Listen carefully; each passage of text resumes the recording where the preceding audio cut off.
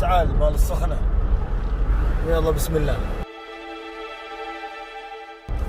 طبعا هذه سعال.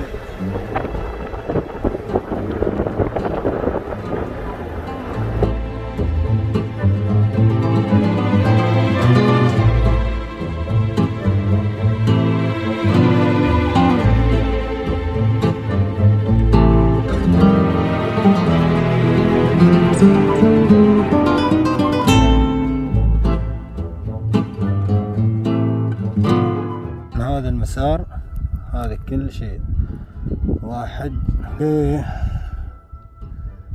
يعني 355 متر ان شاء الله خلال ساعة اوصل. وهذاك الموتر طبعا لازم ذا الحبايب موجودين في الدرب ان شاء الله خير.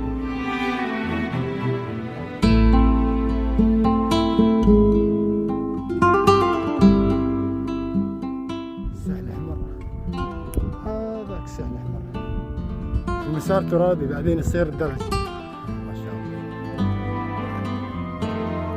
المشي الروسية توقف تمشي. وصلنا إلى ارتفاع موقف عرف البطل أصل المهم كذا. حاليا وصلت إلى ما شاء الله راح تتحسن بسرعة. طبعا حاليا في الدرج ولله الحمد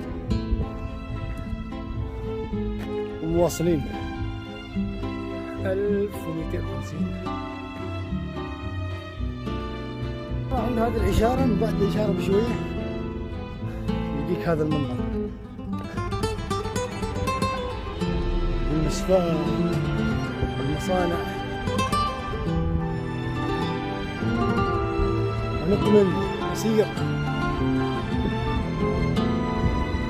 أخذنا لنا بريك شوية يجيك هواء ما شاء الله. وهذا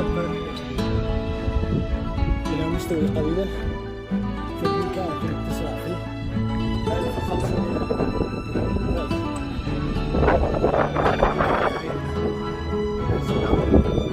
قادمون إليك أخيرا وصلنا إلى الهدف إن شاء الله أقل من 40 دقيقة. الحمد لله على كل حال.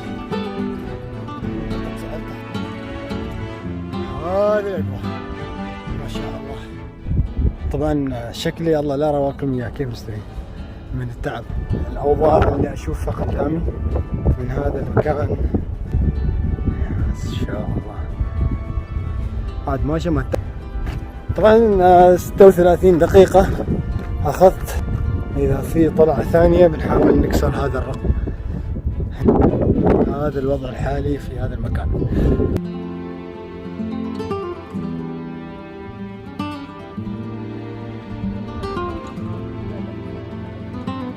تذكارية للموقع وإن شاء الله راح الموقع الثاني بنروح الجانب الثاني إن شاء الله.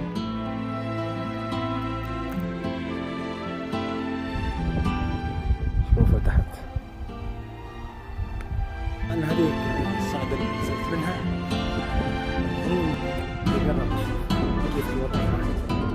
طبعا هذاك المكان اللي كنت فيه قبل شوية يعني قبل شوية. المهم وجيت لحد القمة الثانية المقابلة له.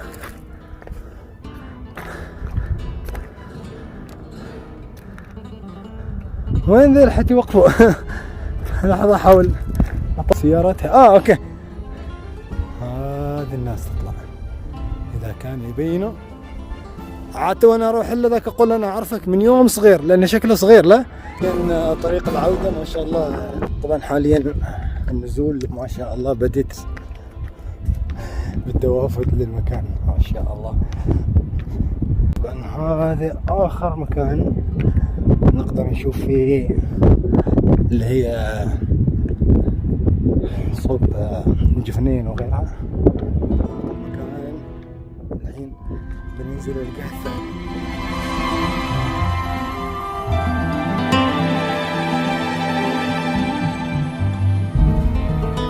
طبعا بالصدفة حصلنا الأبطال ما شاء الله عليكم.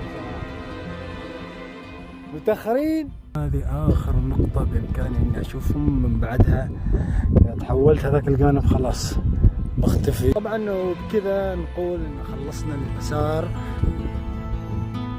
مثل ما أنتم تلاحظون. السيارات، الوجبة المساعدة بعد